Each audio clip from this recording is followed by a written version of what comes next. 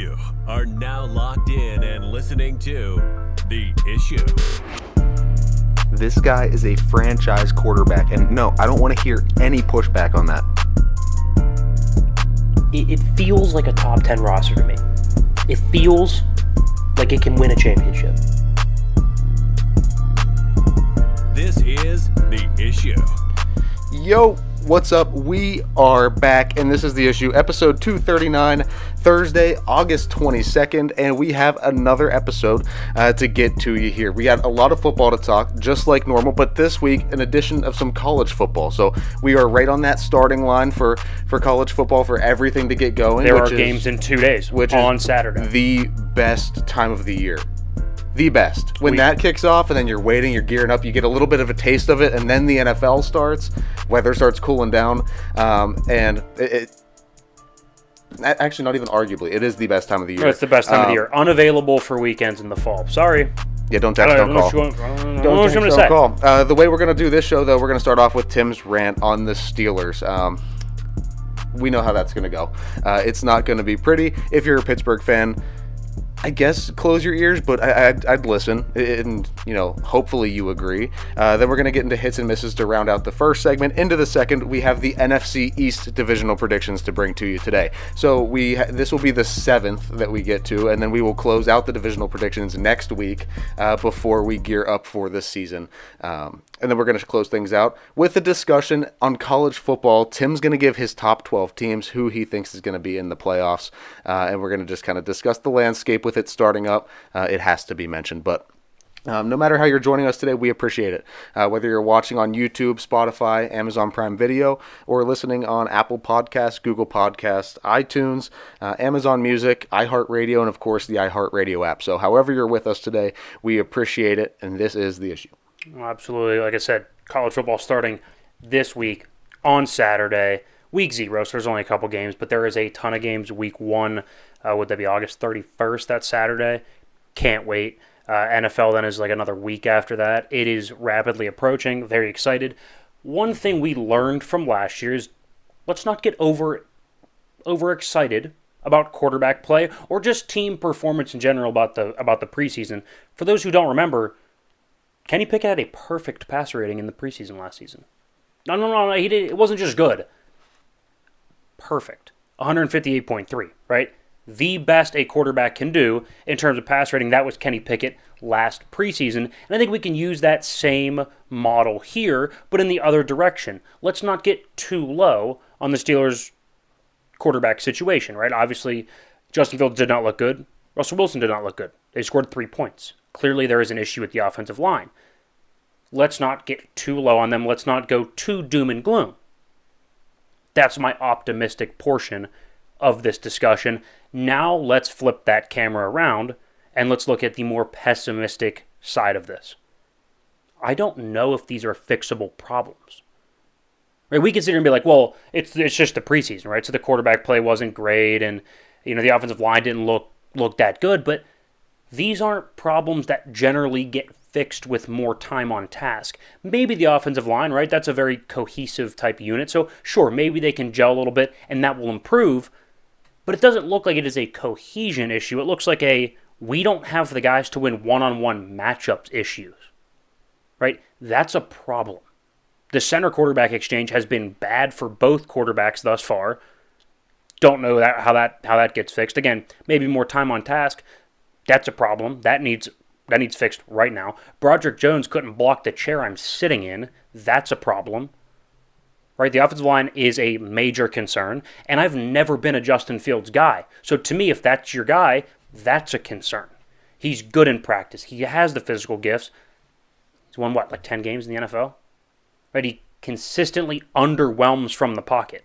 He doesn't see the field particularly well. There's issues throwing over the middle. There's issues with accuracy, short to intermediate primarily. He's got a whip on him. It's not the problem of can it get down the field. That's not a problem. His release for me is a little slow for my taste. I just don't think he has what it takes to be a high-level processor and a high-level NFL quarterback. Could he be good? Maybe. That's a massive if. It's a massive question mark. I think he's okay at best. And to Russell Wilson, if that's your guy, boy, that's rough. He's a pro, right? So you're going to get probably a little more consistency than you will with Justin, right? He's been around for a lot longer. He's been to a Super Bowl. He's had the highs and lows. He's been consistently good for longer. But there is a question of behind that offensive line, he's not a mobile quarterback anymore. He can move, but he is not the Russell Wilson from Seattle. Is he going to be able to escape? Because clearly he was not on Saturday against the Bills. So where does this stem from? Where do you go from here? What's the solution? Where's the actual issue with Pittsburgh? They draft well. They develop well. I was having the discussion today with my boss. Well, why? How come Van Jefferson's our number 3 or our number 4? And I said, look, yes, the wide receiver core looks a little bleak now, but if there's any organization in the league that gets a little bit of grace with the wide receiver core, it is Pittsburgh, right? They have found gems throughout the draft, in free agency, for years now, going back to Stallworth and Swan, right? They've had good receivers forever, like the Packers and quarterback. I'm done questioning their judgment on quarterback. I'll be wrong when Green Bay is wrong, because it's not very often, so I'm just going to ride with that. I'm just going to ride with that. Jordan Love is really good. He's the franchise quarterback. If I'm wrong, I'll go down fighting with, the best organization in quarterbacks in history. So, same thing with Pittsburgh and wide receivers. I'll give them grace on that. That's not a problem. So they draft well, they develop well. Defense is solid. They got a good front 7, we'll call it. Especially front 4, but good front 7. Back end is good in spots, shaky in others. So what's the problem? I don't think you have to look that far to see that Mike Tomlin is the glaring problem. And I said it with Bill Belichick 2 years before anybody wanted to. What did I say? And you can go ahead and jump in. What is the exact phrase I said about Bill Belichick 2 years before he actually retired? You said, build him a statue, thank him for his service, and get him out. Precisely. That was, after 2021, I said that. And it took him 2 more years to fire him until after this past season, the 2023 season. What are we waiting for if you're Pittsburgh? How many more inept seasons do we have to see from this offense? People are like, well, the offensive coordinator this and the offensive coordinator that. I don't care, because it's the same problem that transcends coordinators. It transcends quarterbacks. It doesn't matter if it's Canada or Haley or Big Ben or Kenny Pickett or Mitch Trubisky. It's still going to be 2nd and 12. It's still going to be 3rd and 7 handed off into the line of scrimmage. It's going to be the same problems. It's going to be the same, we can't develop an offensive line because our coach doesn't know what he's doing. Right? There is a recipe to win in this league in terms of coaching, and there is a clear-cut path or pattern or whatever you want to call it that offensive coaches clearly get the offensive side of the football more. That's obvious. But they get the offensive line right quickly. Do you remember when Mahomes ran for his life in the Super Bowl? The next offseason, they drafted a center, they got a tackle, boom. Oh, the offensive line's not a concern anymore. 2 years. 1 year it took to get it workable. 2 years to make it a top 10 unit in the league. 2 years. 2. Sean McDermott in Buffalo, defensive coach, still can't figure out the offensive line. Kyle Shanahan, outside of left tackle and Trent Williams, it's not a good offensive line. Hey, he makes it work. He's Kyle Shanahan. Sean McVay, Andrew Whitworth retires. Left tackle, Hall of Famer. It's fine, we'll make it work. Still got a good offensive line. It's serviceable. Hell, Pittsburgh gave him a guard, Kevin Dotson, couldn't start for Pittsburgh. He was the highest rated guard last season in the whole entire league. Couldn't start in Pittsburgh. We couldn't figure him out, evidently. Sean McVay said, sure, yeah, he's actually got talent. We'll figure him out. Right? The problem is Mike Tomlin. We can sit here and be like, oh, this guy and that. The problem's the head coach. Right? Build him a statue. Thank you for your services. Keep him around in an advisory role if you really want to. He can go make 8 figures broadcasting. He doesn't need you guys, and you don't need him. Not every breakup has to be, she slashed my tires and dog cussed my sister. Right? Like, it can just be, not really working. Not really working on both sides here. Let's just, you know what? Thank you for your services. Let's go our separate ways here. That is exactly what needs to happen in Pittsburgh. The glaring issue is when these problems and when these same things, it happens too often at this point to be a coincidence. And when it transcends coordinators and it transcends quarterbacks, it's been going on for a very long time. They haven't won a playoff game in a decade. Something like that. So you have problems. And then getting into the offensive line portion of it, if there's obviously offensive line is always uber important for any football team, no matter the level, no matter the league. It doesn't matter. But especially in Pittsburgh this year, when you have a guy like Arthur Smith calling plays who loves to run the football, who is really good at designing good, solid run plays to move the ball, and you don't have the offensive line to do it. So then you have to rely on old, aging Russell Wilson even more, and then you have to go back and rely on unproven, nobody really liked him until he became a Steeler, Justin Fields. 2016 was our last, by the way. The 2016 season. So we're nearing it. Something needs to happen. Look at the common denominator. Everything else has changed. Everything else has been a variable. One thing has stayed the same, and that's Mike Tomlin. Would you like to know the last quarterbacks we've beaten in the playoffs? I know A.J. McCarron was one. Matt Moore. And Matt Moore. Alex Smith with the Chiefs. And isn't that it? That's like the last three. Yeah, those are the last three, and then you get down to, Joe Flacco and Mark Sanchez way back in 2010. What great specimens. Anyway, we have hits and misses to get to. Let's transition into that. Speaking of the average quarterback play, hit number one here. Gardner Minshew named the starting quarterback in Vegas over Aiden O'Connell. I've always been a Gardner guy. I've said he's better than he gets credit for. Go look at the stats with him and Baker. I know it's crazy. I think Baker's a better player. I think he's a better quarterback. He's more consistent. But Gardner Minshew is a damn good quarterback. Good NFL quarterback. I think we're going to go back to your word that you always like to use, serviceable. He's a very serviceable NFL quarterback. Thank you. That's a fantastic. You're right. He is serviceable. Just to quote you. Yeah, I feel like that's something you would say. I don't think he's going to be. I don't think he's going to, light it up. I still think they're going to be wonderful. Not a very good team. Like have a 75, 80 QBR most games, average. Yeah, maybe have a couple games in the 90s. Be good. Yeah, be good. Serviceable. Yeah. Serviceable. Mr. Moore here. The Falcons and their roster construction. They came out and they drafted Michael Penix, and I ripped them. I'm like, that doesn't make any sense. That doesn't make any sense to go sign Kirk Cousins for 40-something million when you have glaring weaknesses at safety and at edge rusher. Well, what do you know? They go out, they acquire Matthew Judon in a trade, and they signed the guy from Denver, Simmons. Yep. Yeah, the safety, Simmons from Denver. So I guess I was wrong. They were right. They said, hey, we're going to go get a premium position in the draft, and we'll find somebody else. We'll find guys elsewhere. And lo and behold, they did. And they're both veterans and productive veterans at positions of need. Yeah, and they're in a pretty talentless division, too. The NFC South is something that should be theirs, right? Like, as long as they don't mess it up, they have all the framework in place. They have everything that's necessary to win that division. And they automatically have two of the top 5 defensive players in the division. Yeah. So and you get Michael Penix. So they got all their needs. In the division, obviously they're going to win. In the entire scope of the NFC, I don't think they're going to be all that competitive. I would say... Would it shock anybody if they won 13 games? Yeah.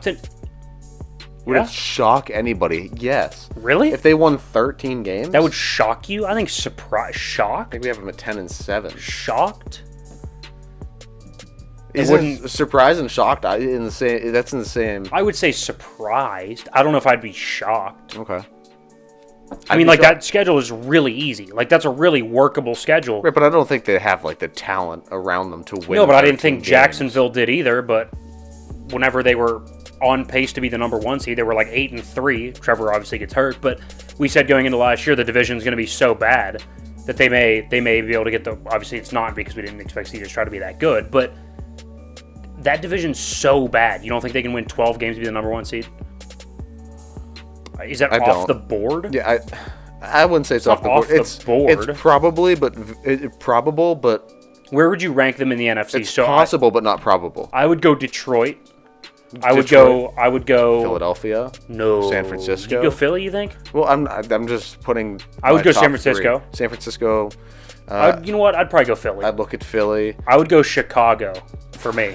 I know I'm the minority. I would probably go Green Bay. Now this is actual. Are they good? But I think they are going to be a top 2 seed. The Rams will be good. I think they're going to be the number 1 of the 2 seed because the schedule is so weak. Okay, fair. I don't know. We'll see. Hit number 2 here. I came out and I said, I did my whole rant on, this was like weeks ago, whenever the Steelers signed Cam Sutton. I said, I'm out. I'm out on this team. I don't think Broderick Jones is going to be very good. That was my hot take, that I think he's going to regress mightily. And he looks lost. It does not look good. Against backups. Lost. Needs a map. Like, he looks actually unplayable so far this season. I know it's been preseason. I know it's been practice. He looks fundamentally unplayable thus far against backups. Guys that may not make the roster, he looks unplayable. I don't like to read too much into preseason, but it is concerning. You can't look that inept. Also, having 5 drives and 1 first down. 5 drives, 1 first down. I mean, he's bereft of technique. He's completely inept so far. It's been bad. And it is as I predicted, but it's actually worse than I predicted. You know, I didn't think it'd be this bad. Quick tangent. Everybody always talks about how good the Steelers are at drafting. Let's not forget about some of the misses. The Devin Bush, Jarvis Jones. We have our fair share of misses as well. And Broderick Jones. I didn't think Broderick Jones would be one, but thus far he's been really bad. We'll see how it looks. Thus far he's been bad. Miss number 2 here.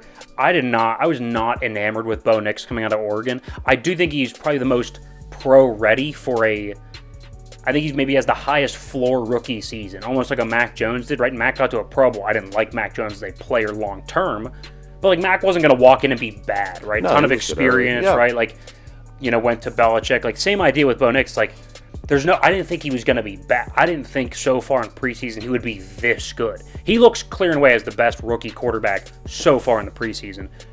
Who do you think is the best rookie quarterback going into the season? I'll ride with Bo Nix. You think Bo Nix after this? You think 12 months from now? I'm going to ask you that same question. You're going to say Bo Nix had the best season? Yeah, I mean, way better than Caleb Williams. That's berserk. No, I think he may be more. No, I'm going to go Caleb. I would go Caleb. I would say Bo is a close second though, because I do think Sean Payton's a really good coach. We know that. Yeah, we both agree on that. Really good head coach. Really good pocket passer. Love it. You're not enamored with him, are you? With Bo Nix? Yeah. I like him because he's not Caleb Williams. You are just I have to pick him. All right. There you go. There's your rookie guy. Hit number 3 here. I say it. Seemingly every year the Pirates will get off to a 20-7 start. And everybody is, getting tattoos that say they're going to win the pennant. Mm-hmm. We got people that are claiming that, Shelton's the best manager and this is the best team to ever come through Pittsburgh. And then what happens? The All-Star break happens. Then what? 26 weeks later, people are about done with this team, and they are just terrible. I mean, they're just bad. And again, I had this same conversation with somebody from work. Jared Triolo is good if he's the 26th guy on your roster. G1 Bay is a good player if he's the 26th best player on the roster. They're both starting 3 to 4 games a week. That's a problem. These cannot be cornerstone guys in your lineup, and they are. It's not good. Yeah. Brian Hayes can't hit, and you just paid him a ton of money. Brian Reynolds is the only guy that shows that he belongs there. I mean, Joey Bart's been a revelation. O'Neal Cruz couldn't field a ground ball if we spotted him 30 yards to first base. I mean, it's bad. I mean, the wheels fell off the bus. they lost took the wrong 9 turn. straight on that road trip? They lost 11 straight. No, I think it was a 10. Oh, because they were 0-10 in their last 10 for a while, and I know they lost 1 or 2 more after that. They either lost 11 or 12 straight. Well, now we have to find out. But they're just bad. And the main problem is, like, when they get good starting pitching, their bullpen blows it. Or when they can finally hit the ball, nobody can get them out. Or they look good defensively, and we get no hit. It's such like, so they lost 1 to the Padres, 2, 3, 4, 5, 6, 7, 8, 9, 10, 11, 12. Yeah, 12 in a row. We lost 12, 13. 13 in a row? Yeah, we lost 13 games. So we lost to Houston, Diamondbacks. Oh, no, I'm sorry. We beat the Diamondbacks second game. My bad. So 1, 2, 3, 4, 5, 6, 7, 8, 9, 10. Okay, we lost 10 in a row. Okay. 10 in a row. That's an issue. Good Lord. Miss number 3 here. I was actually a pretty big fan of Brian Flores, and I remember when he got fired, I said, this ownership group has no idea what they're doing. Right? Like, he had an identity, they were really bad, but you could see them getting better and getting better and getting better. And then that year, they actually, I think went like 9-8 or something like that. You're like, oh, they're pretty good. Like that, he clearly had an identity, he had a plan, and he executed that plan. But I feel like since then, it's been very, very clear they made the right decision. Brian Flores is just flat out getting annihilated right now. Tua ripped him to shreds. Came out and said he's a terrible person. That was crazy. It was toxic. Yeah. He told him that he didn't belong there. Like, dude, you don't have to love your franchise quarterback, but you can't tell him he doesn't belong there. Like, what are we doing? And this is also a hit also. So it was a miss because I thought Flores was good. But this is another hit as well. Belichick guys just have no idea how to be head coaches. None whatsoever. They have zero EQ, which is social IQ, basically, for those who don't know what EQ is. Emotional quotient, right? He's got no EQ whatsoever. None of the Belichick guys do. It's bad. I mean, probably because they learned from one of the most... Do you call him stoic? I don't even know. Like, is that too good of a word? Yeah, that's what I was thinking. I don't know. Like, I think, yeah, stoic. You go with stoic. A very stoic head coach. Sure. Where, like, you don't really have much of a relationship with your quarterback, and we talked about it last week with Nick Sirianni and Jalen Hurts and the problems that you can see, building in Philadelphia. Obviously, this was going on in Miami, too. Sure. Well, that's probably why they moved off him with Mike Daniel. But no, guys, that was it for hits and misses. Don't go anywhere. We have the NFC East up next. Dallas, Philly, jockeying for that top spot. Who's in the basement? You guys will find out next. All right, welcome back in, guys. The 22nd, yes, yeah, of August. We have college football games in just 2 days, the 24th, week 0.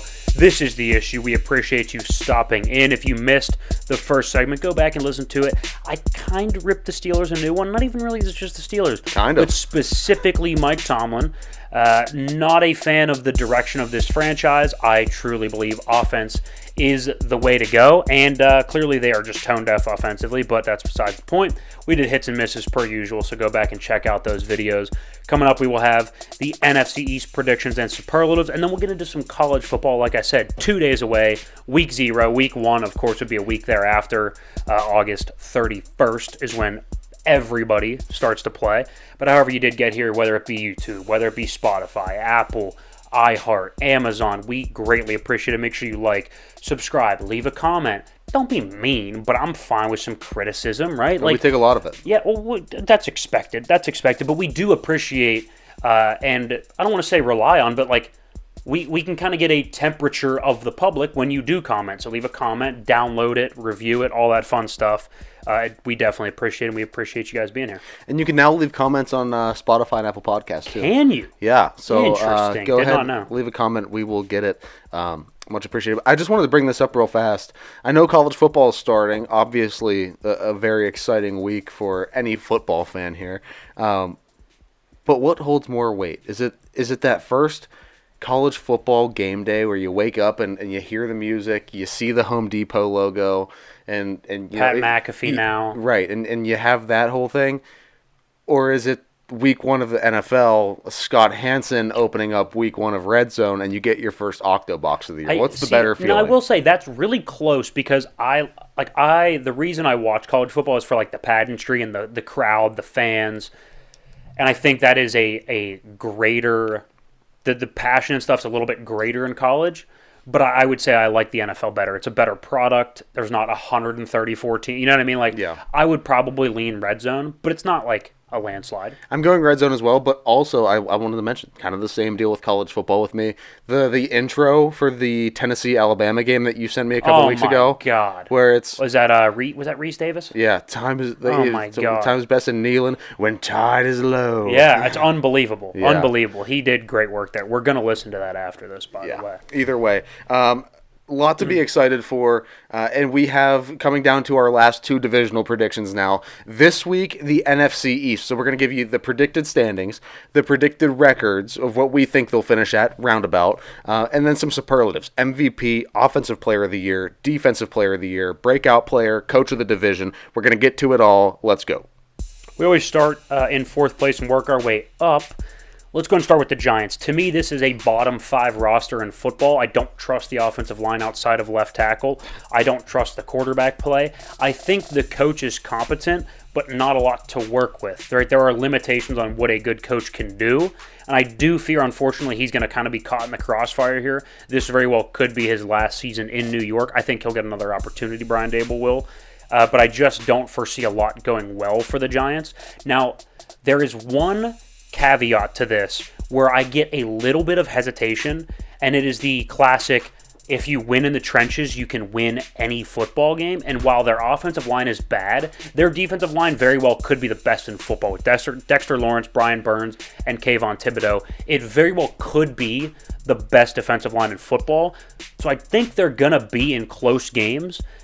But what wins in the fourth quarter? Who wins in the fourth quarter would be what I would ask. Great quarterbacks and great coaches. Precisely, and I think they have a good coach and a bad quarterback, so I don't think they're going to win a lot of those. Yeah, I have the same concerns. Obviously, the defensive line is a bright spot, but also you have to look at it. How much value does the defensive line actually hold when it comes to winning football games?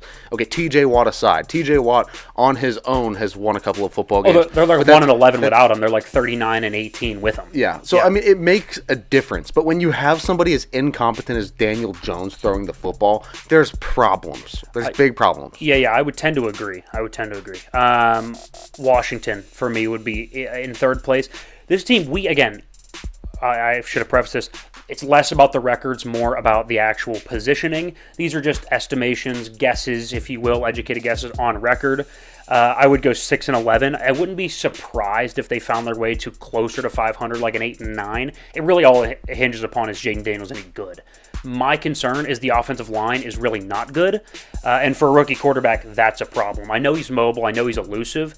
How much can you overcome as a rookie? We think he's pretty good, but I don't know if we necessarily view him as a generational player that is going to overcome a bad O-line, lacking good weapons but not great. Good running backs, not great. Defense, that's okay, right? New head coach, new ownership, like a lot of moving parts. Can he overcome that? I wouldn't be floored if he does, but my prediction is he's kind of middle of the road, and it's a 6 to 7 win team. Right, and we've always said it matters where you land, and it really does, especially at the quarterback position. Obviously, other positions here and there can, there's sure anomalies more so than at quarterback. You need to be inserted into a position where, one, you can thrive and you kind of have the system built around you. Now, there's obviously the generational talents, like you said, that come in and just completely blow up the entire landscape. Hey, we're doing this now. Put the entire team on their back and walk them into a playoff game. This is not one of those situations. He doesn't have the framework around him, and I don't see him being and holding that generational talent that's needed to put a team on his back. 6-11 feels right. It wouldn't shock me if they won 7, 8, 9 games. Maybe, if they catch a hot streak. I just don't think they're like a real contender. No, but they're going to be third in this division. Yeah, I think they're a scrappy third. Yeah, but I am also on record saying I think Drake May is going to be better than Jaden Daniels, so I think I have him at best as the third best quarterback in the draft. That doesn't mean he's not going to be good, but day one really good? I don't know. I have my doubts. Yeah. Dallas at 9-8. I don't want to say infamously, but I am on the record saying I think they are about 500 team. I actually personally have them at 8-9. We compromised on 9-8 because we did give them an extra win. We're like, it's on the fence. You would like the win. It's a coin flip game. I just think the schedule early in the season is brutal. It's brutal, right? So they have the Browns. Saints should be a win. But then it's Ravens, Giants, Steelers, Lions, Niners, Falcons, Eagles, Texans. I have them losing that Giants game because it's at New York at night off a short week for the Cowboys. So I have them losing that game in an upset because I don't think they're going to win every game they're favored, just like I don't think they're going to lose every game they're not favored. So I think Ravens, Giants, Steelers, Lions, Niners, Falcons, Eagles, Texans. I have them losing 8 straight. Right, so that I have them losing week 1 against the Browns. They beat the Saints, and then they lose 8 straight. So you have them at 8-9. We have them at 9-8 collectively. Right, so I have them at 1-9 through the first 10 weeks. Yeah, I just don't see that happening. Right, I know it's a hot take, but I actually don't see this team being very good. Now, I know they have a lack of talent, but at the end of the day, it's Dallas. They're going to win football games. Maybe. They're going to win some close games and Maybe. games that they shouldn't win. Maybe. I just think Dak's talented enough to do so. You're right. No, you'll probably end up being right. They're not going to go 1-9, but if they're close to it, I'm going to take a victory lap. I'm throwing it out there. That's fair. Philly at the top of the division. I think 12-5 may be a little bit rich, but it's really actually hard to find losses on this schedule. My biggest concern is the secondary any good, right? That was the problem last year, and that's why I came out and I said, I think it was last week, yes, I like the Saquon Barkley edition. I think he's going to be very good, but I'm not sure that getting a running back solves the problem of your defense was atrocious last year, right? So that's the main concern. Yeah. Can it get better with Vic Fangio? My guess is yes. That's why we have them at 12-5. 11-6 is also definitely in play. I don't think they go above 12 wins. It's a good team. It's probably close to a number 1 seed, number 1/2 seed. Very good. I have concerns if the defense can actually win in big games against high-end quarterbacks. I mean, they're going to beat up against bad quarterbacks. I worry when they play, not that I think Purdy's that good, but that team is, and in that system he's very good. But your Purdy's, your Goffs, your Allens, your Lamars, right? I know they don't play the Bills, but you get my point. Like, that would be where my concern lies. Can they beat the marquee quarterbacks? And it's hard to find the losses on the schedule. It is. It's hard to go through and pick out losses for Philly because they're a really good team. They have a buzzsaw offense. They have a really good quarterback. They have a really good offensive line, and obviously they've added the pieces with Saquon. So you have that on offense. Now, the thing that I'm going to be weary of and tell you that you should proceed with caution when looking at this team is they lost both their coordinators. Sure. So now they have a brand new offensive coordinator, a brand new defensive coordinator. How does that work? But my argument would be they did upgrade at those positions. I think Kellen Moore and Vic Fangio are a lot better than what they had. Now Nick Sirianni needs to get the hell out of the way. That's an issue. He needs to get the hell out of the way and play calling. Correct, which I think Kellen Moore will call the plays. So I don't think that's going to be too much of a problem. It's going to run through him eventually, though. Well, obviously the head coach has final say on game plans and philosophy and all that stuff. But I think what I would want him to be is almost like a John Harbaugh for the Ravens, where he has an OC that calls plays, he has a DC that completely controls the defense. He's a walk-around motivator, leader type coach. I think Nick Sirianni has decent leadership qualities. I think he can get people motivated. I don't know if he should be on the whiteboard 24/7 would be my concern. Everybody has said their concerns with Nick Sirianni lie in the X's and O's and the scheming part. Absolutely. Anyway, to run back through, we have the Eagles in first, solidly at 12-5. The Cowboys following in second at 9-8. The Commanders at 6-11, sitting at third. And in the basement of the division, the New York Giants. Now, finally, if this wasn't in hits and misses, so I guess we could take an extra hit here. This is what happens when you overpay for an average quarterback like Daniel Jones. You end up losing pieces, and you lose your star running back to a division rival. So that's always awesome to see. That's the NFC East there. Go check it out. Now it's time to move into the superlatives. So we have MVP, Offensive Player of the Year, Defensive Player of the Year, Breakout Player, and Coach of the Division. Let's start with MVP. I don't really think it's a question that it's CeeDee Lamb. We're like normally quarterbacks or MVPs. If CeeDee Lamb's not on the field, who are they throwing the ball to? I don't know their number two name. I don't know the name of their number two, or their 3 or 4, etc. I actually don't know a rostered receiver right now except for CeeDee Lamb. Yeah. I mean, I could Google it, but off the top of my head, I don't know another receiver on the roster. It's bad. And we were deciding between CD and Jalen. Right. But then it occurred to me, too, we've seen the Eagles without Jalen when they had Gardner, and they were fine. They won games. They were fine. Yeah, they were fine. And he's not the most valuable player on his own offense, right? Like, I think you would argue A.J. Brown or Lane Johnson, the tackle, right? Like, yeah, so CeeDee Lamb easily. Yeah. Offensive Player of the Year, I would go Jalen Hurts. I know I just said that he's not even the most valuable player on his own offense, but I do think statistically he's going to have a really good year. I think Kellen Moore is going to kind of get that offense right. And I think they're going to kind of say, look, I know we don't want to, we don't want you to get banged up, right? We did just pay you, but at the same time, we do need a return on investment. I think they're going to kind of cut him loose with his legs a little bit. I think he's going to finally be healthy. He was a little banged up going into last year. Yeah. I think he's going to be healthy. You're going to see the production, I think, take a tick up. For that reason, he's going to be Offensive Player of the Year. Yeah, that's the thing. I love him. I think he's extremely valuable to the offense, even though, they can, and they've shown to get it done without him. But you have a quarterback that squats 500 pounds. He's going to get you the 2-3 yards that you need on the tush push. That's not going away. I do worry about no Kelsey, though, with that. Yeah, but I mean, he's strong. He'll find a way. He'll find a way to pick up 2 yards. him an Jalen offensive player of the year feels good. Defensive player of the year. Micah Parsons. I think he's overrated as a player in the macro, but I do think he's quite easily the best defensive player in this division. Yeah.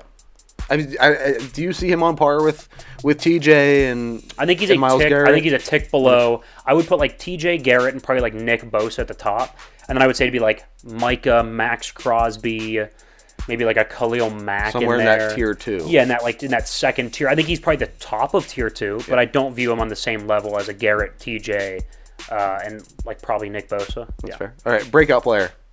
This is gonna sound crazy because he's already a star.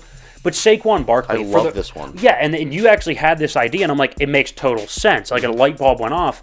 I think he's going to break out and be even better because if you actually think about it, people are like, oh, he could have a Christian McCaffrey-like impact. He's not even close to the player Christian McCaffrey was before he went to the Niners. No.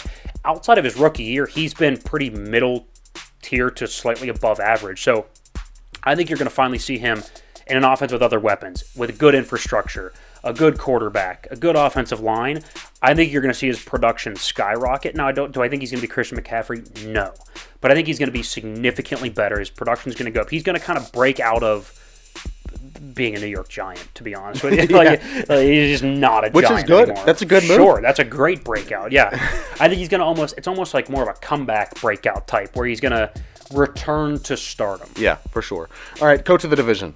This is going to sound crazy because we've been winning 6 games, but Dan Quinn. And I think it's going to feel a little bit like, now again, Flores got fired, but you could see when he got hired, they were bad to start that year. Remember they got boat raced by Baltimore, like 50-5 or something? Bad. And then by the end of the year, like, they went into Foxborough and beat Brady, and you're like, are they like, they're competitive. Like they're kind of figuring it out, right? Like I think you're going to see they're sketchy, and then they're going to be like, oh, we figure it out. I think you're going to see Dan Quinn put a system in place and begin to execute on it and improve upon it as the year goes on. 100% agree. Run back through. CeeDee Lamb at MVP, Jalen Hurts at Offensive Player of the Year, D-Point, Micah Parsons, breakout in his return to stardom, Saquon Barkley, and Coach of the Year, Dan Quinn of the Commanders. Despite only winning 6 games, I think he'll show flashes. It's a good one. Guys, go check it out. It is on all the social media. You can go find the list of teams in the division, then you can go find all the superlatives as well. Go check it out, theissuesports.com and at _issue podcast on Instagram. We have a discussion to get into now. I know you're going to lead it here. College football, it's back. It needs to be talked about.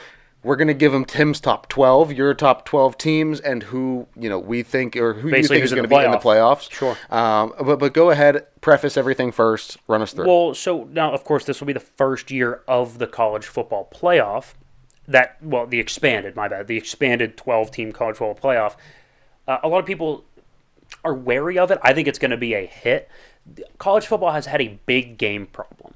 Right, like of course the big games are fantastic, but in a given weekend, 134 FBS teams, there's 2 games I really need to watch every weekend. Right, there's, you'll get, well, I guess if you're a Pitt fan or a West Virginia fan, the backyard brawl, but in terms of like the whole scope of the sport, you'll get a Georgia-Bama and maybe a, Texas-Oklahoma game, but then other than that, it's Wisconsin at Rutgers, right? And it's Illinois at NC State. You're just like, we don't need this game. Like, this isn't a big game for us, right? So conference realignment, there's more big games, and I think the 12-team format is only going to add to that, right? So you're going to get more big games. And the first round, so the top 4 teams, the Power 4 winners now, right? So the Big Ten, the SEC, the ACC, and then the Big 12, I believe, they get a bye, right? So the top 4 teams get a bye, and then you'll have 5 versus 12, so on and so forth. But that first round of 5, 12, 6, 11, those are on home campuses. Big for the economics, big for the students, big for that school and that school board. Massive games for college football game day and Fox Big Noon Sunday to pull from. NBC will probably have one of those games. That's going to be huge for the sport and the growth of the sport. You're going to get more young fans, and it's going to be exciting. Again, big game problem. They're starting to solve that big game problem. Now, here's how I currently would have my top 12 teams. One little caveat.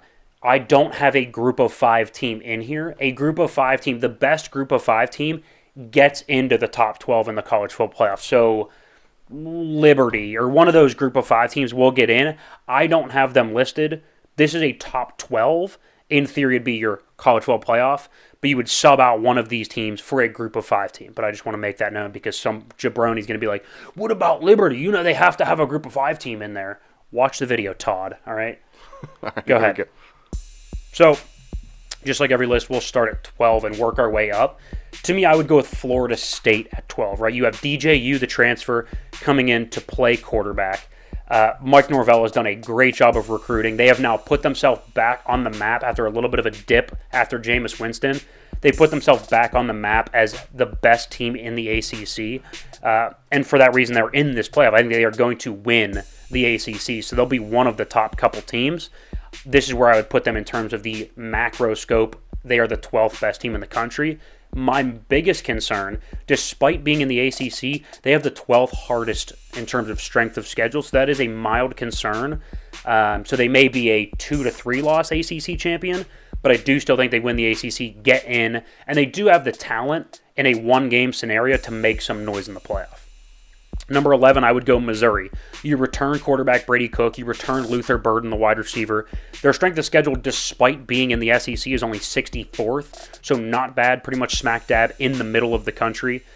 With that, they return. They do have to replace running back Cody Schrager, but they return a lot of weapons. I like Eli Drinkowitz, the head coach. I would go Missouri 11. Number 10, Notre Dame. Again, easy schedule, 57th in the country. They do get Riley Leonard, the transfer from Duke. They return a lot of the starters on the offensive line. Weapons are a little bit shaky, but I think it's going to be more of a ground and pound football team, play action with Riley Leonard. And I do like Marcus Freeman to get that defense. I think it'll be a top 10 defense. Michigan at number 9.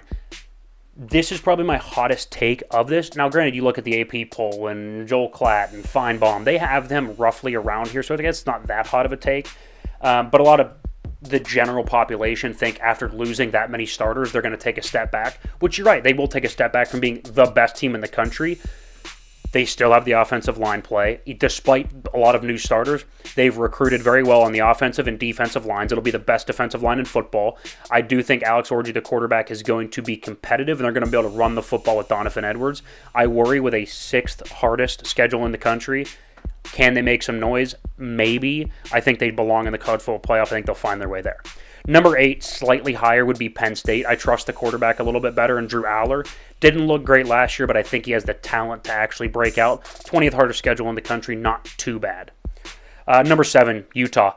Nobody's talking about Utah. They went to the Big 12. They're going to win the Big 12 going away. I don't actually foresee that being a discussion. 60th hardest schedule in the country. They're going to roll through the Big 12. Cam Rising is like an 8th-year senior at quarterback, and Kyle Whittingham has that as a well-oiled machine. Again, I'm big in the trenches with college football. NFL, you have stars that can kind of compensate. In college football, if you get beat in the trenches, you just flat out lose. So I would go Utah at 7. Number 6, Ole Miss. Love what Lane Kiffin's done. They have really, really good weapons on the outside. I love Jackson Dart at quarterback. I worry a little bit without Quinshon Judkins, the running back who transferred to Ohio State. Are they going to be able to run the football, which sometimes situationally in the SEC is needed? But I think Jackson Dart, a lot of experience, good roster, 41st hardest schedule in the country, not too bad. Ole Miss at 6. I think the team that a lot of people are sleeping on is Alabama because of the departure of Nick Saban. You return Jalen Milroe. Now, do I think he's a pro prospect? No. Do I think he's the best pure passer? No. But he's a very, very good quarterback, a dynamic athlete, and I am a huge Kalen DeBoer guy. I think he's fantastic. People are like, well, what about the guys transferring out? What about the guys transferring in? Right? Kalen DeBoer had one of the best transfer classes in the country this year. A lot of guys coming from Washington, which very clearly we saw that was a competitive football team. So, yeah, to me, Alabama is being slept on a little bit. Kalen DeBoer is a fantastic coach. He does not lose. He's got like 8 losses his entire career as a head coach. Alabama at 5. I think there is a massive cutoff between 4 and the rest of the field. I think there is a pretty large gap between 4 and 5. And number 4 to me would be Texas. First of all, they're 32nd in strength of schedule, even as an SEC team this year. That's favorable. Quinn Ewers returns. Regardless of what you think of him, he is a really good and talented quarterback. I'm not big on him as a pro prospect. Gives me Jay Cutler vibes. Quinn Ewers can sling it. I would go Texas at 4. Oregon, to me, has probably the most underrated offensive line and running back play in the country. People think of Oregon as finesse. Marcus Mariota, back in the day, Dennis Dixon, Justin Herbert. When in reality, this team is going to be able to ground and pound. They're going to be able to run the football in the Big Ten. Dylan Gabriel, the transfer from Oklahoma, is a point guard, distribute the football type of quarterback, and they have the 34th hardest schedule in the country. That is favorable. Again, a little bit of a drop-off here. I do think Oregon could compete with Ohio State, but I think these are very clearly the two best rosters in football, and that would be Georgia and Ohio State 1 and 2, respectively. We'll start with Ohio State at 2. 37th hardest schedule in the country. That's favorable, right? And they're pretty much helped out because they have Michigan at home, but they do have to go to Oregon. That's a concern. That's a little bit of a trap game. I don't want to say trap game, but that's a concern. Fantastic. They get Caleb Downs. They have transfer Will Howard at quarterback, Quinshad Judkins at running back. Of course, they're loaded at wide receiver like Ohio State always is. That defense will be top 3 in the country. Ohio State is 2. Number 1 is Georgia. 9th hardest schedule in the country. That's concerning, but Carson Beck is a fantastic quarterback. You get ETN, the transfer from Florida, the running back. Trevor Etienne, Travis's brother, I believe, or cousin, something like that. Regardless, this is the best roster in football, best in the trenches, and I think Kirby Smart is far and away the best coach in football, in college football. To run back through, Georgia, Ohio State, Oregon, Texas, Alabama, Ole Miss, Utah, Penn State, Michigan, Notre Dame, Missouri, Florida State. Honorable mention, I would go USC. Biggest concern is that it's the second hardest schedule in the country. That's a problem. And I would go Kansas State at 53rd. Hardest schedule in the country. That's favorable, and it's a weak Big 12. Can they beat Utah? I don't know, but it's those two teams. It's a 2-horse race in the Big 12. Could they win the Big 12? At absolutely plausible, so they would be an honorable mention. My dark horse pick is Nebraska. It depends if Dylan Raiola is any good. If he is, I think they're going to be fantastic. All right. There it is. Tim's top 12, the top 12 teams in college football who you expect to be in the playoffs. It was good. How'd it feel talking some college football? God, I can't wait for college football. Yeah, I love it. Get your jazzed up? I love it. And now I almost have to rethink my answer on the whole red zone or college football because that just made me so excited. I can't wait. It's red zone for me all day. I can't wait. Anyway, we got last call. We're going to finish up the show like we normally do. A little 4-minute, 5-minute discussion. Doesn't matter. It usually ends up being like 10, but whatever. Yeah. We'll keep it quick today. This one, so... I'll explain it. Yeah. So please do. We're not even going to rank or do a draft. We're just going to kind of discuss our favorite occasions of going out to eat. Right? So I'll start with a post-gym Chipotle. Okay. That's got to be one of the best meals ever, despite it not actually being a gourmet meal. Starving. Post-gym, just got a good pump. You want to feel healthy. Protein, rice, veggies, fantastic. Get some fresh guac on there. Mm-hmm. Your day's made. Your day's instantly better. Yeah. Especially if it's like a Saturday. Absolutely. Go to the gym early, get Chipotle on the way home, college football by noon, big noon kickoff. Yeah. Is there a better day? I don't know. It's tough to find one. The only thing, and it's kind of on the line of recovery like that. So that's recovery from the gym, recovery from the night out. Sure. Now, you brought this one up before we started, the hungover McDonald's. Oh my God, so yeah. That's always a solid one, but what I'm going for is the sit-down restaurant that you go to, the breakfast place. You sit down, you have a great meal, but you also have a couple drinks as well to kind of help carry you through. A little hair like of the dog. mimosa action, Yeah. a little Bloody Mary. Okay, Yes. I don't hate that. I'll go gourmet Italian food, like a nice night out to like a 4 or 5 star restaurant. Any occasion in like particular? An occasion, right? Like, don't get me wrong, I love a good steakhouse, but to me, fine dining is best done when it's Italian food. Maybe it's because I'm Italian, but that is my favorite way to fine dine, so I would go Italian fine dining. Okay. I'm going to go with the vacation meal, the seafood on vacation. When you Yes. first get to the beach, your first night, and you go to your favorite seafood restaurant for the first time that year, order what you normally always do. That's how Yep. it goes. Yep. And it's always what you asked for. Yep. Never disappoints. Yep. I'm going to go with I accidentally drank 12 IPAs, and I can't drive my car, so I'm going to DoorDash something. Ooh, Yes, I like sir. that. A little late night. Oops, I cut the grass and did some stuff around the house. Next thing you know, I smacked the 12-pack. Might as well DoorDash some food. That's pretty high up my list. Oh, yeah, that's a solid one. I would say this is my last one. Whenever you spend and you'll understand this. Whenever you spend the full day doing like manual outdoor labor, when you are working outside from like 8 a.m. to damn near 8 p.m. and you're like, I haven't eaten a single thing. You've had like half a granola bar. And you go to your local pizza restaurant and you get an XL whatever, take it back and demolish it. Maybe some wings or a hoagie on the side. Yeah, exactly. Oh, that's perfect. It's a great way to end it. That's it? I couldn't think of a better way to end that. All right. I just have the suspicion you can't think of any more. Guilty as charged. Yeah, there it is. Anyway, we will be back next week, episode 240, and the last round of divisional predictions before we get rocking and rolling into the NFL season. So, guys, we appreciate you being here. We will catch you next Thursday, and that was The Issue.